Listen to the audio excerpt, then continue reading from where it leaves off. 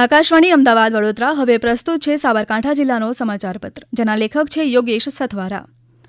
સાબરકાંઠા જિલ્લામાં સાર્વત્રિક વરસાદથી પ્રકૃતિ ખીલી ઉઠી છે। ઈડરિયા ગઢ અને પોડોના જંગલોમાં પર્યટકોનો જમાવડો જોવા મળી રહ્યો છે, જ્યારે ખેડૂતોએ કપાસ મગફળીનું વાવેતર શરૂ કર્યું છે।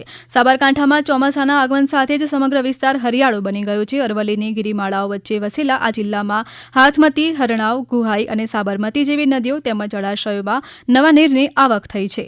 ભૌગોલિક અને ઐતિહાસિક દ્રષ્ટિએ સમૃદ્ધ એવા ઈડરના ઐતિહાસિક ઈડરિયા ગઢ, રૂઠી રાણીનું માળિયું અને વિજયનગર તાલુકામાં આવેલા વિશ્વવિખ્યાત પોળોના જંગલોમાં ચોતરફ પથરાયેલી લીલોતરી પ્રકૃતિ પ્રેમીઓ અને પર્યટકો માટે મુખ્ય આકર્ષણનું કેન્દ્ર બની છે। બીજી તરફ ખેતીલાયક અનુકૂળ વરસાદ થતાં જ જિલ્લાના ખેડૂતોમાં આનંદની લહેર છવાઈ છે। ખેડૂતોએ ખરીફ સિઝનની વાવણીનો પ્રારંભ કરી દીધો છે। જિલ્લામાં મુખ્યત્વે કપાસ, મગફળી, સોયાબીન અને મકાઈ જેવા પાકોનું વાવેતર પૂરજોશમાં ચાલી રહ્યું છે। સાબરકાંઠામાં પવિત્ર ગુરુ પૂર્ણિમાના પર્વની શ્રદ્ધા, આસ્થા અને ભારે ભક્તિભાવપૂર્વક ભવ્ય ઉજવણી કરવામાં આવી હતી। ગુરુ શિષ્યની સનાતન પરંપરાને વંદન કરવા માટે વહેલી સવારથી જ જિલ્લાના તમામ જાણીતા ધાર્મિક આશ્રમો અને ગુરુસ્થાનોમાં ભાવિક ભક્તોનું ભારે મહેરામણ ઉમટી પડ્યું હતું। ખાસ કરીને ઈડર હિંમતનગર રોડ પર આવેલા હાંસલપુર સ્વામિનારાયણ ગુરુકુલ ખાતે ગુરુ પૂર્ણિમા મહોત્સવની વિશેષ ઉજવણી કરવામાં આવી હતી।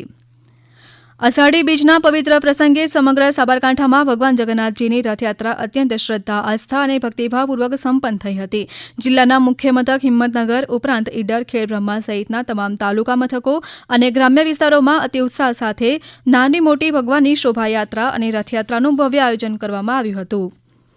હિંમતનગર ઈડર ખાતે જગન્નાથજી મંદિર ખાતેથી વહેલી સવારે મંગળ આરતી અને છેડા પહોરા વિધિ પૂર્ણ કર્યા બાદ ભગવાન જગન્નાથ, બહેન સુભદ્રાજી અને ભાઈ બલરામજીના રથ નગરચર્યા માટે પ્રસ્થાન કરાવાયા હતા। સમગ્ર સાબરકાંઠા જિલ્લાના માર્ગો પરથી પસાર થયેલી રથયાત્રા દરમિયાન વાતાવરણ જય જગન્નાથના ગગનભેદી નાદથી ગુંજી ઉઠ્યું હતું।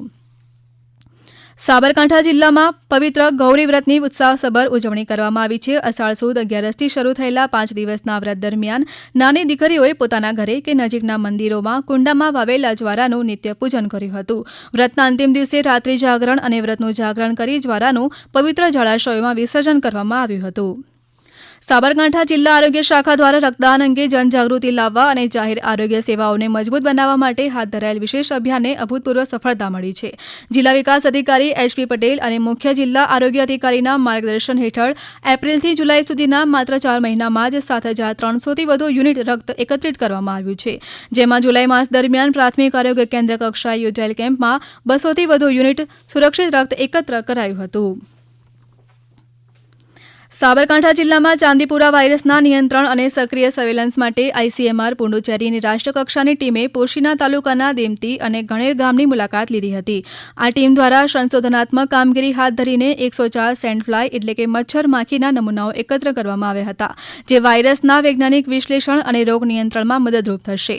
મુખ્ય જિલ્લા આરોગ્ય અધિકારીએ નાગરિકોને ઘરની આસપાસ સ્વચ્છતા રાખવા, દિવાલોની તિરાડો પૂરી દેવા, રાત્રે મચ્છરદાનીનો ઉપયોગ કરવા અને બાળકોને આખા શરીરના કપડાં પહેરાવા અપીલ કરી છે। તેમજ તાવ, ઉલટી કે માથાના દુખાવા જેવા શંકાસ્પદ લક્ષણો દેખાય તો તાત્કાલિક નજીકના સરકારી આરોગ્ય કેન્દ્રનો સંપર્ક કરવા જણાવાયું છે। આપ સાંભળી રહ્યા હતા સાબરકાંઠા જિલ્લાનો સમાચારપત્ર, જેના લેખક હતા યોગેશ સથવારા। આ પ્રસારણ આકાશવાણીના અમદાવાદ વડોદરા કેન્દ્ર પરથી કરવામાં આવ્યું।